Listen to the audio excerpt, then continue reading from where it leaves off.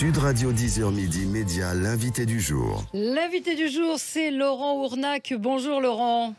Bonjour Valérie. Vous êtes à distance, évidemment à la radio ça ne s'entend pas vraiment, mais on vous dit tout, donc vous êtes à distance puisque vous tournez des épisodes de Camping Paradis. On va parler avec vous de ce 100e épisode. Vous êtes depuis 2006 Tom Delorme, le directeur de ce camping. C'est un carton absolu pour TF1.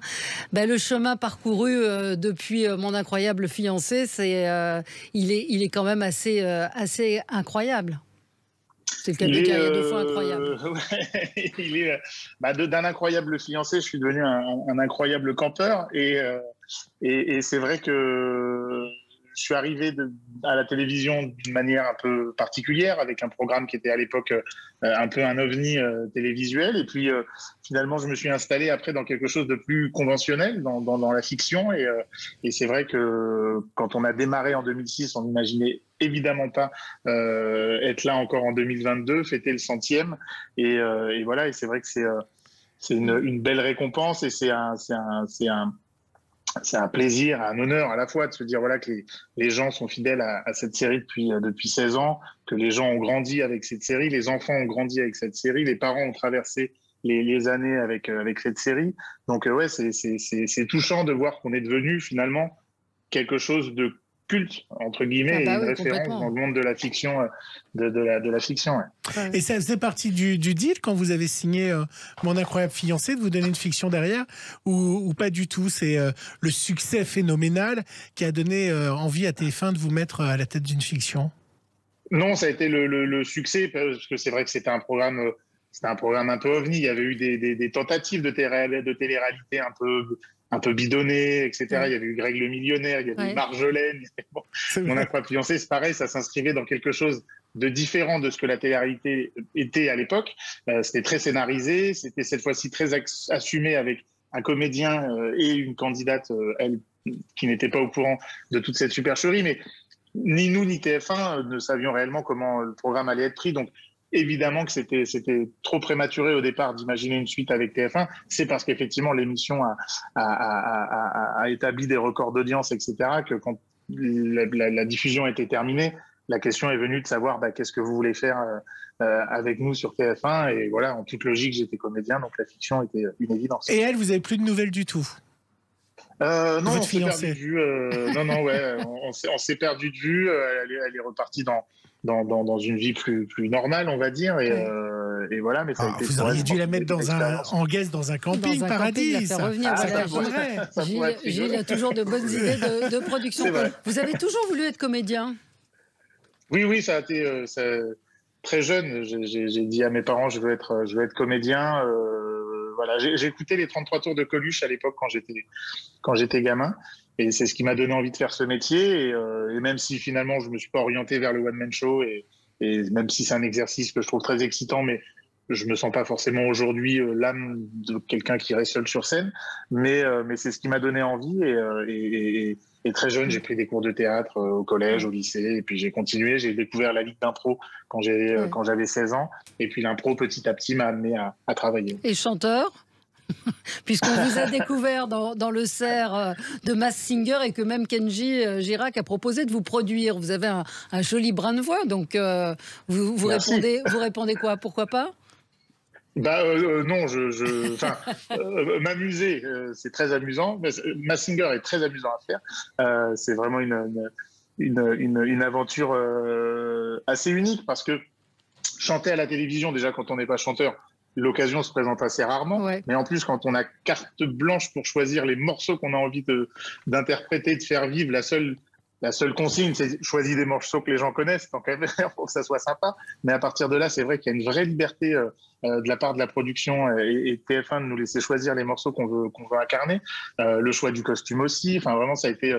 Donc, du coup, c'est vrai que voilà, se dire, je vais pouvoir passer de Slimane à Radiohead et à Eminem sur un prime time de TF1. Quand on est Tom Delorme, le directeur du Camping Paradis, c'est vrai que c'est grâce à Masked Singer qu'on peut vivre des choses pareilles. La semaine dernière, Dave nous a dit qu'il avait fait Masked Singer pour le pognon. C'est vrai, et vous aussi? Oh non, parce que moi, je travaille déjà pas mal, donc non, moi, je n'ai pas à me plaindre. Donc, du coup, c'est des choses que je fais. Puis, je suis pas un homme des. J'ai vécu les aventures Danser avec les stars, etc. Et c'est vrai que il y a des moments, ça a été violent, et je me suis un peu éloigné par moments des plateaux de divertissement, parce que je me sens pas forcément toujours à ma place et toujours à l'aise. Et Mazinger, j'ai eu envie de le faire parce que déjà j'adore chanter et j'ai rarement l'occasion de pouvoir le faire. Et puis voilà, et puis de le faire masquer, finalement, on est jugé que le dernier jour quand on enlève son masque. Tout le reste de l'émission, finalement. Et d'ailleurs, je l'ai vu sur les réseaux sociaux. Les réseaux sociaux qui sont quand même souvent assez terribles lors des diffusions de nos moindres passages. Et ben là, finalement, ce n'était que très sympathique, très positif. J'ai redécouvert un monde de Twitter beaucoup plus sympathique, du coup, parce que de ne pas savoir de qui on parlait, finalement, on disait juste « Ah, le cerf, c'est sympa, il chante hyper bien, ça fait plaisir. » Et du coup, voilà, c'était très agréable. C'était positif. On a 2 extraits, on commence par allumer le feu, Valérie. Tourner le temps à l'orage. Ah ouais. Revenir à l'état sauvage. Forcer les portes, les barrages. Sortir le loup de sa cage. Ça chante juste, hein. Sentir le vent qui se déchaîne. C'est pas mal du tout, hein. Franchement, mais moi je vais vérifier que c'était bien lui qui chantait. Bah oui. Allez-y. Allumer le feu. Ce qui est dur en plus avec Allumer le feu, c'est que on s'attaque à Johnny, et s'attaquer à Johnny, c'est ce que disent d'ailleurs les vrais chanteurs. C'est très dur. C'est dur, et c'est dur de ne pas être dans le mimétisme et dans j'essaye de faire la voix de Johnny, et du coup trouver sa propre interprétation. Et du coup, Pierre Billon, qui a travaillé beaucoup avec Johnny et qui est à l'origine des enregistrements de Mazinger en coulisses, voilà, c'est un honneur de l'avoir enregistré avec lui et d'avoir son regard bienveillant sur ce moment-là. Ouais, c'est lui qui a choisi ou c'est vous qui avez choisi? Non, c'est moi qui ai choisi C'est vraiment les artistes qui choisissent les titres qu'ils ont envie d'interpréter. Après, il faut essayer de mixer un peu les chansons anglaises et les chansons françaises. Mais du coup, dans les chansons françaises, ma fille adore quand je chante Allumer le feu. Elle m'a entendu le faire 2-3 fois. Et puis Valérie, il y a une belle balade. Écoutez, c'est difficile de reconnaître que c'était Laurent Ronac. Je suis pas sûr que vous l'ayez reconnu derrière son masque. Ça parle de la planète. I'm going under and this time I feel there's no one to save me. Sa vraie voix, ça, c'est lui qui chante ça? Ouais. This all or nothing's really got a way of driving me crazy. Il chante magnifiquement bien déjà. I need somebody to hear, somebody to know, somebody to have, somebody to hold. C'est une vraie carrière qui s'ouvre à vous quand même. Je ne sais pas. Ah bah si. Non, mais j'ai pas. Mais vous y réfléchissez ou pas, sérieusement? Non, c'est un métier. C'est-à-dire que être chanteur, c'est pas que savoir chanter, c'est aussi raconter des histoires, savoir écrire, savoir composer. Donc non. À 42 ans, en étant là où j'en suis dans ma carrière, vous avez aussi peu confiance en vous que ça? Oui, et puis non, mais j'ai aussi une certaine réalité. C'est-à-dire que oui, je manque de confiance, je vous l'accorde, mais j'ai aussi une réalité de l'acteur qui sort un disque à 42 ans et on le voit et on sait que c'est toujours un truc pas attendu, mal présenté. L'acteur qui se prend pour un chanteur, à l'arrière, c'est des fois plus facile le chanteur qui se prend pour un acteur que l'acteur qui se prend pour un chanteur. Donc non, mais par contre, utiliser ma voix et chanter dans le cadre d'un spectacle, sur une comédie musicale, des choses comme ça, et interpréter un personnage en même temps, etc., avec plaisir. Après, juste espérer faire un disque, passer en radio, voilà. J'ai suffisamment de recul pour me dire, j'ai pas construit ma carrière pour faire ça. Camping Paradis, c'est aussi de vrais campings. Donc c'est aussi de vrais campings. Bah oui, et ça, c'est un succès incroyable. C'est un succès incroyable, et puis c'est vrai que c'est aussi un accomplissement parce qu'on n'y est pour rien, et c'est vraiment derrière un groupe d'entrepreneurs qui ont envie de se lancer dans cette aventure-là. Mais c'est vrai que de se dire, les gens suivent, et surtout il y a aujourd'hui quasiment une centaine de campings paradis qui se sont ouverts en 2 ans. Même en Espagne. Et même en Espagne, en Belgique, et c'est de se dire effectivement à quel point le programme est suffisamment fort pour avoir effectivement marqué la vie des gens au point de se dire ça va devenir mon prochain lieu de vacances, et je vais venir chercher dans ces établissements ce que j'aime dans cette série. Et c'est vraiment la ligne directive du groupe, c'est effectivement de retrouver au maximum les codes qu'on peut avoir de la série visuelle, bien évidemment. Ah, c'est les mêmes décors, il y a la voiturette et on tout essaie ça. il y a la voiturette, il y a les chemises bleu turquoise, il y a vraiment le décorum Camping Paradis, les petites lumières qu'on voit à la soirée, ces petites guirlandes lumineuses un peu guinguettes qui amènent tout de suite un truc très chaleureux. Voilà, les campings sont aménagés comme ça. Et puis surtout, derrière ça, il y a aussi une philosophie de la série. La série véhicule des valeurs positives, de bienveillance, d'écoute, d'accueil. Et on essaye, à l'échelle réaliste de ce qu'est après un camping en pleine saison, de le faire aussi avec les campings paradis. Ouais. Vous avez posté la semaine dernière une triste nouvelle qui a été reprise partout. Vous aviez perdu votre chien. Vous avez envie de partager avec vos fans